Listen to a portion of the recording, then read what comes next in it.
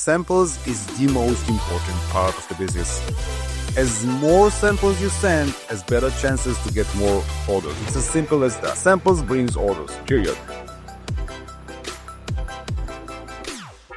Happy to introduce Talor Ofer from Retail Empire. Hi, Talor. How are you today? Very good. Thanks for having me today, Eitan. It's a pleasure being here. Yes, it's a very exciting topic.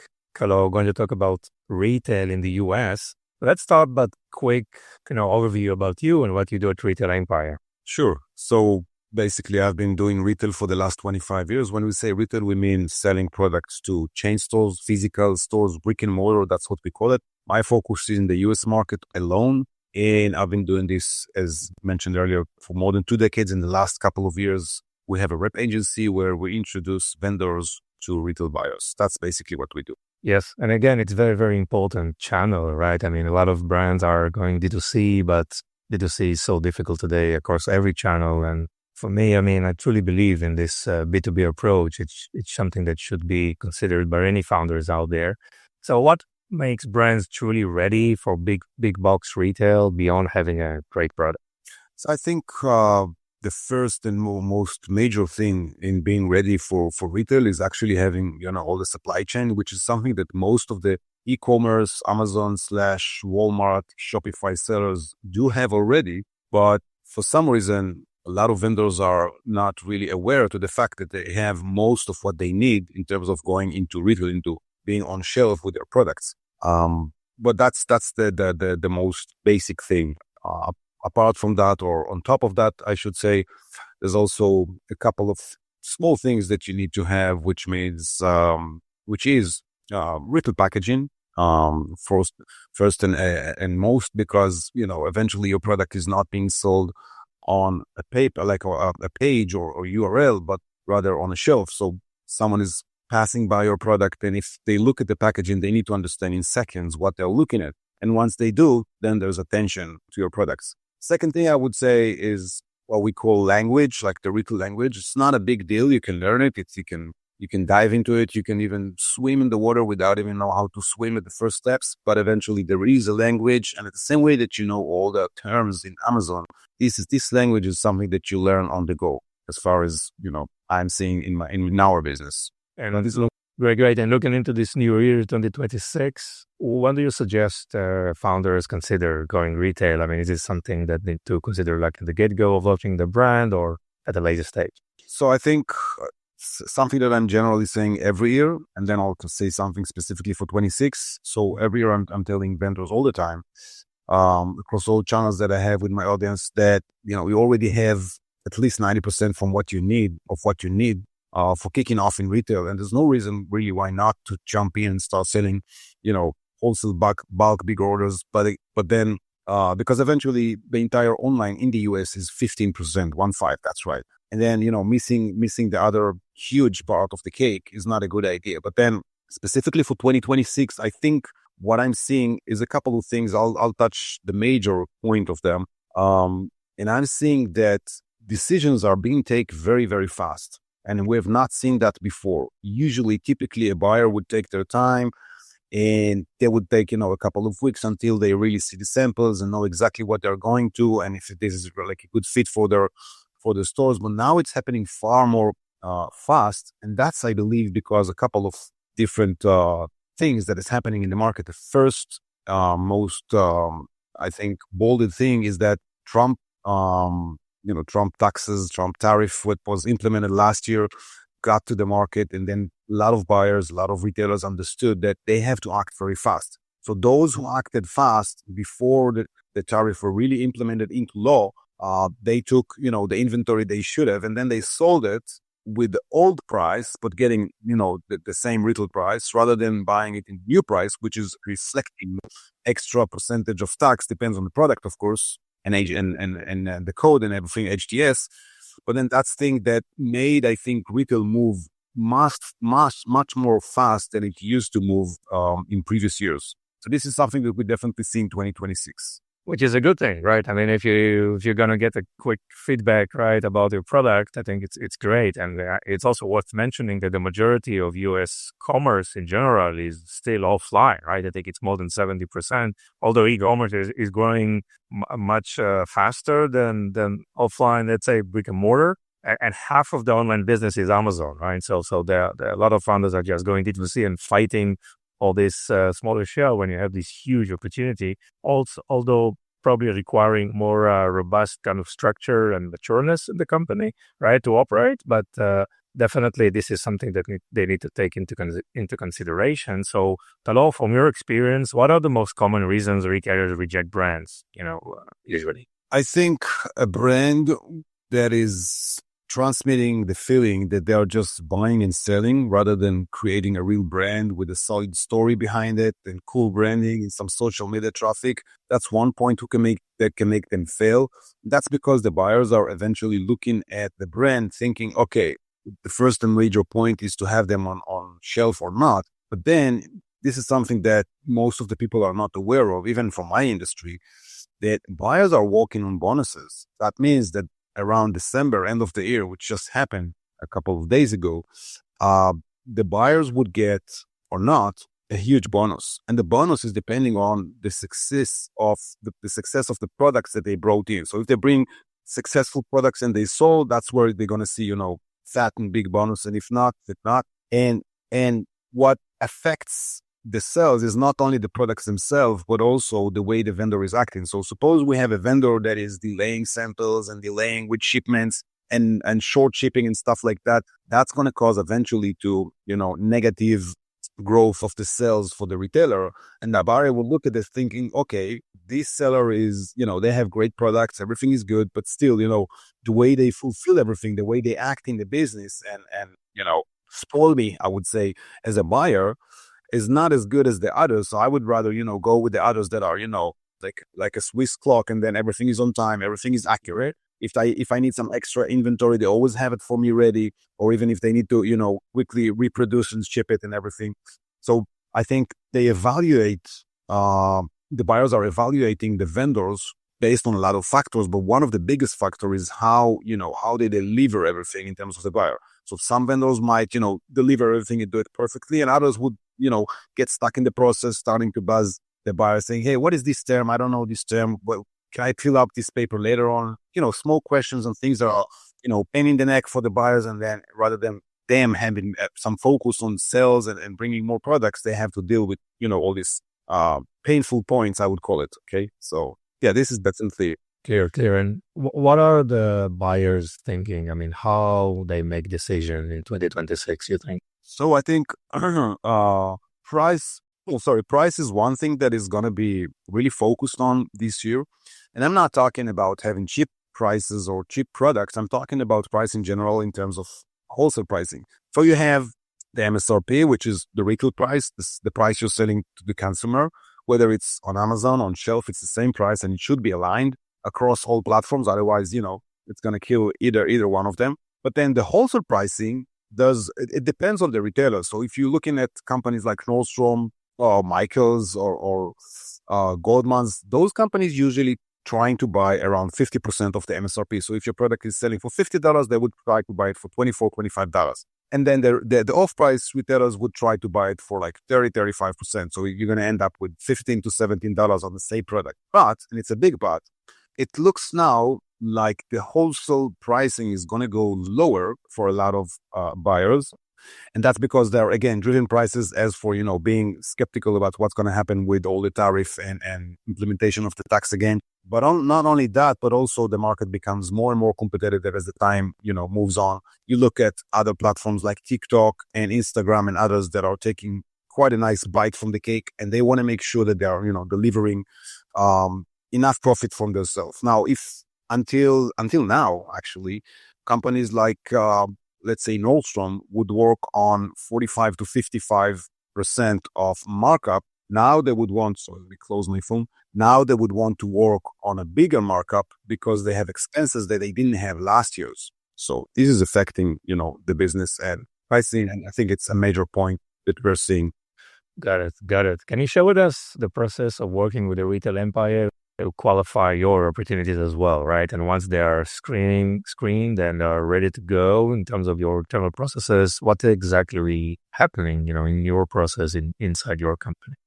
Yeah, 100%. So the first thing we're looking at is the brand. If we think there's a potential, now we're trying, to be skeptical about what we think, because not always we're going to be right about it. But eventually, products that are unique or wide enough in terms of having enough SKUs, like 15, 20 at least, and other factors that we're taking in consideration. And once we approve them and think they are good for retail, that's where the brand is, welcome to join our program, which is monthly basis type of program. As long as you're happy, you stay in the program. If you're not, you can drop and leave at any point. And that's because we believe that we need to deliver the actual thing. And the actual thing is purchase orders. Eventually, everybody wants to grow their sales. If you don't grow your sales, it's not good for you to be with us, and it's not good for us to have you with us. Also, that's something that we keep in mind all the time. And then the process is basically approaching buyers at a certain amount every month. So the first month is going to be usually around 50, 60 different retailers that we're going to approach with your brand. We know how to build the texts and the briefs and the description around your brand. We are leaning on a lot of information from the vendor, but eventually we know exactly what the buyers wants to hear, and more than that, what they don't want to hear. By the way, they don't want to hear about your Amazon activity. They're going to check it themselves, but it's terrible. They don't want to hear it from you. They're going to check it either way. And then we start serving them. So if you're looking at, for instance, 50 retailers a month, you're talking about probably a couple of hundreds of buyers. And that's because even if you're selling very precise type of category, let's say you're selling hair care. Inside hair care, if you're talking about companies like Costco and Walmart, Sam Club, you're going to find that there are tens, sometimes even hundreds of buyers at the same section. Now, not even if you know most of them and they know us, not necessarily we are in touch with the exact right person for this brand that we're talking about. So then sometimes they would move us to another buyer, and the other one would say, oh, this is not me, it's Jones, it's Linda, and so on, until we get to the right person and start moving forward if they're interested. But then again, the frame is, between 50 to 70 retailers a month, and majority of them is based on current connections that we have with them, either from current business we have with them or previous. When I say previous, I mean the last couple of months, not more than that. Because a buyer you spoke with last year would never remember you unless you had a good dinner with them or something special, but usually they would not remember. That's why we maintain the relationship with them all the time. But that's the nutshell of what we do. Yeah. And usually how the process works, the buyer will ask for some initial samples and quantities, or what's the process in terms of just onboarding? Yeah, there's a couple of different scenarios. Buyers could say, no, thanks, that's not for me. Or they could say, this looks interesting, can you get me samples? And they ask for samples. By the way, I think samples is one topic I'm going to talk about in one webinar I was hosted, because people don't get it. Samples is the most important part of the business. As more samples you send, as better chances to get more orders. It's as simple as that. Like, samples brings orders, period. And then samples is one thing they ask. Sometimes they ask for pricing. They ask for further information. Sometimes they ask for a Zoom call. Right now, we're heading into a couple of TV segments, and most of them, for some reason, are asking for Zoom calls. They want to talk with you. They want to see who you are. They want to, really go into details before they make any step with you. And it's good to have those calls and not even to present your brand, because you should be confident about it, I believe, most of us, but more for pulling information about them and how they operate, what type of pricing they expect, what type of packaging they expect, if at all. For TV segments, which I just mentioned, by the way, they don't care about the retail packaging, because it's like an e-commerce type of business. They sell, it's a dropship. It's a dropship of usually a couple of thousands within the first 2-3 hours of the segments, but then it's still dropship. You don't really sell, one big container or something, but one by one. Different type of business and fulfillment. But anyway, these are the questions they ask. Sometimes they might, plant a quick question asking you for something professional and wanting to see how you react to that, to know if you're a vendor that knows the business. For instance, one of the questions that we always hear is about EDI. Are you EDI certified? Now, I'm not going to talk about EDI, but in very, very short, EDI is a CRM system connecting between vendors and and buyers. So, yeah. Yeah, so these are like technical implementation. Now, those samples are actually going to the shelves for trying. Well, no, those samples are not. Yeah, internally they meant for the buyers in their office to look at the samples, to see the product, to test it if they want, and then they have discussions. Do we want to bring this in, and if we bring it, by what volume and everything? But samples is the leading factor to get actual orders in hand for retailers. Because you meant previously when you said samples are sales, you meant in the process of just winning that specific retailer, right? And in that quick, Exactly. Yes, makes a lot of sense. Yeah. And hello, we know there are a lot of retailers out there. Obviously, there are the big ones, right, that you obviously mentioned, but there is a big long tail of probably 30,000 retailers or so. How do you suggest for a brand to approach this? So are you starting with those big 30, 40 big names, or I think it depends. It depends on where the seller is. But if you are in advanced level where you're selling 7-8 figures or above, then you should go to the big ones, because eventually the process is more or less the same between a 1 to 3 stores type of company and 5,000 stores company. People are calling me all the time. I have to shut this down. So that's what we're seeing, and I think if you are in earlier stages, you would rather want to go to the boutique or to the standalone stores. We call them specialty stores. Some people in the industry call them moms and pop stores, because they have a store together. So moms and pop stores, which means that the quantities are going to be smaller. The orders are going to be somewhere between $1,000 to $5,000 at the maximum a month. But at almost the same efforts and process, if you go to a company like Walmart or Costco, Target, and so on, you would see far, far bigger numbers, with a couple of zeros on the right side. So it really depends where the seller is. But I generally would say, even if you're small, get some confidence and try to hit the big ones. Got it. And when you hit the big ones, or let's say the process with sampling and the buyers went well, and there is initial shipment being shipped, what's the step? I mean, how do you usually recommend brands to handle this step in terms of trainings and all the other important? I think the first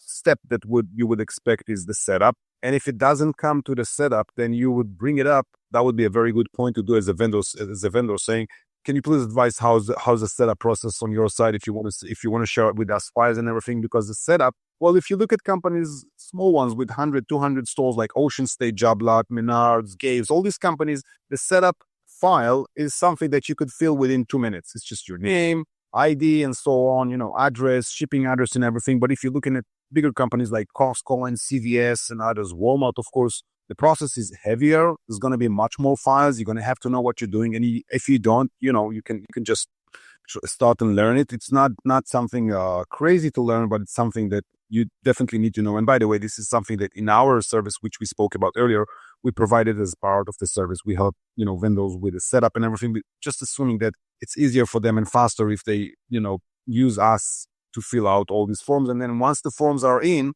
the next step is the PO. Now, a PO, purchase order, will always look different across different retailers. The only thing that you need to know here is how to translate the PO, which means to take the important things. What do I need to take care of in terms of the shipping? What I need to notice to reprocess? Do I need to send an ASN, acknowledged ship notice? Do I need an invoice before or after the goods are sent? Packing, stuff like that. And of course, delivery date and pricing, most important.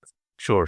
Anything else that is important for brands to understand when going retail in terms of, marketing, messaging, the packaging itself, something on the operational side of things? Well, a few points about packaging. Just think about a buyer, a consumer standing in the store looking at your product. They need to understand from the packaging what the product is. That's number one. Number two, in terms of pricing, you need to keep in mind that most of them are paying net plus, which means they're going to get the goods and pay you after 20, 30, 40 days, whatever it is, sometimes 60 days, sometimes even 15 days. It depends. And then when it comes to marketing, most of them are not requiring marketing, but some like Best Buy, for instance, and a few others, they do have a factor called marketing allowance. I don't like the way they term it, but anyway, it is what it is. And they call it marketing allowance, but actually what they mean is what percentage out of the order are you going to use for social media to push the product? So you're actually going to push offline products from your online channels. What it is. It's not a must, but yeah, definitely a point to keep in mind. Yes. And in terms of just preparing for this peak or spikes in inventory requirements or demand? So in inventory, I wouldn't be worried besides having samples up and ready. As I mentioned earlier, samples are the most important. And if you deliver them fast, quick, efficient, clean, and sealed nice, that's the best thing to do. But then if you don't have enough inventory, first of all, let's say that you have 1,000 pieces per SKU by 20 SKUs. You're not going to tell them when they ask you about the inventory level, you're not going to share the entire quantity because you have to keep some inventory for your Amazon, Shopify, whatever, right? But then there are two types of orders. One of them is test order. So if they're going to be relied on the products that you actually have in the US landed. And they're going to say, okay, you have 800 pieces from the 1,000 that you really have. Let's say you had 800. We're gonna pull 400. We want to send you an order for 400 per whatever, 15 SKUs, okay? Then you're all good. It's going to be immediate deliver. Everyone is happy. But then another option is to say, okay, we need about 3,500 units per SKU.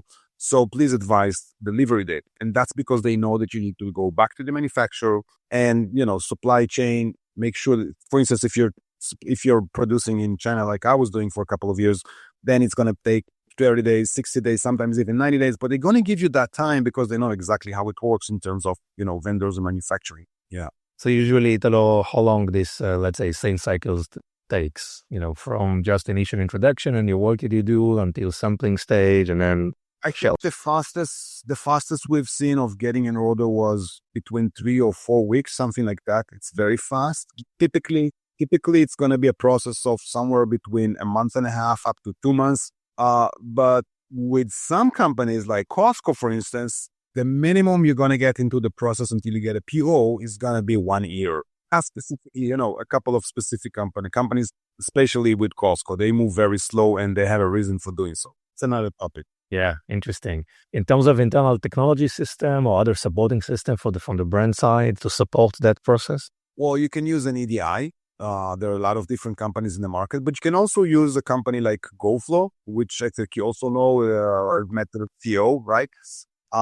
What GoFlow is doing is acting as an EDI provider, and they know by the information you provide them how to pull the inventory from the right place. So suppose you have inventory on Walmart warehouses or Amazon or your 3PL or in China, wherever it is, they know where to pull it from to make sure that they play properly with your inventory upon your request and everything. And they also know how to transmit those orders to, well, as of today, they work with 250 chain stores in the US, like retailers. Yes. By the way, we work with almost 500, I think, by now. So, yeah. Yeah, 500 is a very impressive number. And obviously, you have been working throughout those years in many niches and categories, right? Anything interesting that you foresee or you see trending for the next few years? Yeah, I think trends is something that you have to keep your eyes on all the time. I was just on another last week, I think it was. Yeah, I was on a conference with 30 or 40 sellers, very very advanced ones, and one of the managers from TikTok went on stage, and they were talking about trends, and one of the trends was a stupid doll, which I don't even remember the name, but it was selling like it was the top seller in last Black Friday. So I think, if you are connected to trends, it's always good because even if you sell, for instance, just flash toys or something, and you take from the new trend the right characters or the right, environment, colors and everything, then definitely it's going to impact what you can come up with, like in terms of the new line, the new products and new SKUs. And you do have a situation right now that you have to come up with new SKUs all the time. You cannot just, keep on selling the same stuff because eventually it's going to die at some point, right? We have to be innovative, whether we like it or not. Yeah. There is any exclusivity terms usually in the contract, or it's not? By working with us? No, by working with the retailer. One retailer would say, okay, to work with you, but you're not work with this, and this, and this. No, no, they don't typically talk about any exclusivity. The only situation where you do see something like that is with companies, again, Costco. What Costco is doing, they take a product. Let's say you're selling the product for $29.99, okay? And they want to sell it for $19.99, but hey, if they sell it for $19.99, they're going to kill your business, right? Because everybody's going to see it on their platform for lower. So to be able to do so and not kill your business, what they do is asking you to change one or two of the attributes of the product. So suppose you're selling like a flashlight, and this is actually not just an example I'm throwing from there. It's a real case that happened. They want to have a different location for the button of the flashlight, and not only the color and everything, like really changing attributes. So then it's a complete whole new SKU. Now it's the same SKU. Everything is the same. Same cost, same manufacturing, same everything. But changing that little thing, little attribute, made it a new SKU because it's not the same. And then they can position it at $19.99 in their stores, not worrying that they're going to kill your business. And by the way, because of their pricing structure, which is very different from others, you're going to gain still $16, $17, between $16 to $17, which is even better than what you would get in terms of half price of the $29.99 from the beginning, right? Yes. So, but usually, in short, no, they don't ask for exclusivity. Got it. All right. So, well, you ship inventory, it is there, and, time passes and the inventory is not, pushed out correctly. Obviously, various retailers have various forecasting skill sets or capabilities, right? Some of them are much better than forecasting. Some of them are not that good, obviously. Well, what's going to happen with that inventory, as time goes by? So first and most, you have to understand that there is no term like consignment in retail. Barely exists. It exists only with a very few companies, not really chain stores, but other type of channels. So that's one thing to keep in mind. But then you do want your products to sell. And for that reason, they sometimes ask you for the MAP. MAP refers to minimum advertising price. That means that, let's say Christmas is over. We bought from you 20,000 products, then 20,000 units, and we sold 9,000. Just for example, worst case scenario, 11,000 products were left on stores and they were supposed to be sold for $29.99.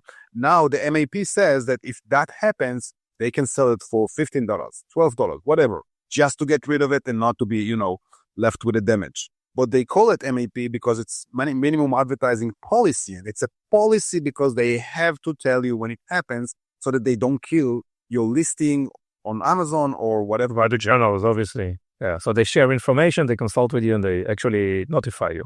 Just to exactly. But it's based on your policy from the first place. Got it. Yeah. Talor, think about like 3 words that are most important to you. Please share it with us and why you chose these words. 3 words. I would say honesty, transparency, and loyalty. I know it sounds a little bit cliche, but honesty is because, listen, look, I've been to business quite a few years now, and I've seen a lot of things happening, not necessarily good ones, with a lot of people doing, some stuff. And I realized very quickly that if you're running a business, you better do it both honesty and transparent, because if you don't, then your customers are not going to be happy. If one customer is not happy, you are not going to be happy, and other customers won't even join you because they heard about that experience. That's for the first 2 terms. As for the last term, loyalty, it sounds a little bit unfashionable, but eventually loyalty brings you to a situation where you can run with people for a very long term, because both of you know that, whatever happens, you have loyalty to each other. If it's for good, for bad, you share with each other what's happening, back to the transparency, but then you're loyal. So yes. Great. I love these words, and thank you very much for sharing. So how, brands and founders out there can find you, Talor? Well, they can go to retail-empire.com, our website, or they can try me on LinkedIn, Talor Ofer, Talor Ofer. We have Retail Empire both on Facebook and Instagram, as well as a YouTube channel where you can find a lot of information. Our YouTube channel, again, is Retail Empire. It's Retail Empire, not under my name. And there's a lot of free information there if you want to give it a try, and available on all these platforms. You can touch base with us and, definitely be in touch with any brand that you want to share, that you want to offer to retailers. We're happy to look at it. Yeah. Amazing. Anything else you want to add, Talor? Yeah, thank you for having me today. Okay, wonderful. That was really, really interesting. And thank you so much for this valuable information. Have a great day. Pleasure. Thanks a lot.